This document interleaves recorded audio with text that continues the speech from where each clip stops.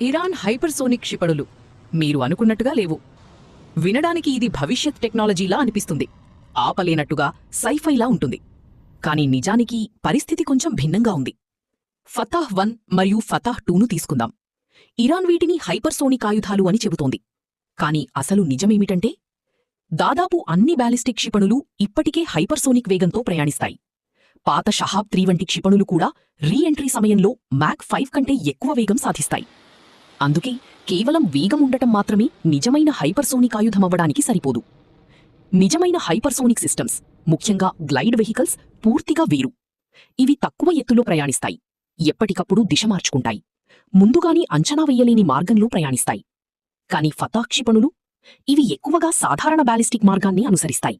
చివరి దశలో మాత్రమే కొంతమేర మాన్యూవర్ చేస్తాయి. అంటే ఇవి మాన్యూవరబుల్ బ్యాలిస్టిక్ క్షిపణులకు దగ్గరగా ఉంటాయి, నిజమైన నెక్స్ట్ జనరేషన్ హైపర్సోనిక్ ఆయుధాలు కావు. అయితే ఈ ప్రమాదం అతిశయోక్తి చేయబడిందా? అలా కాదు. ఎందుకంటే ఈ క్షిపణులు ఇంకా చాలా ప్రమాదకరమైనవి.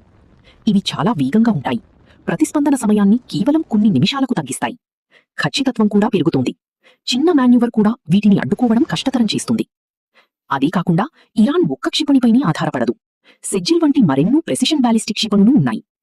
వీటిని పెద్ద సంఖ్యలో ఒకేసారి ప్రయోగిస్తే అత్యాధునిక ఎయిర్ డిఫెన్స్ సిస్టమ్స్ కూడా ఒత్తిడికి లోనవుతాయి. అందుకే తుది విషయమేమిటంటే, ఇవి ఆధునిక అర్థంలో నిజమైన హైపర్సోనిక్ ఆయుధాలు కాకపోవచ్చు, కానీ ఇవి ఇంకా ప్రాణాంతకమైనవి, వేగవంతమైనవి మరియు అడ్డుకోవడం కష్టమైనవి. మరెప్పుడు ఒక ఆయుధ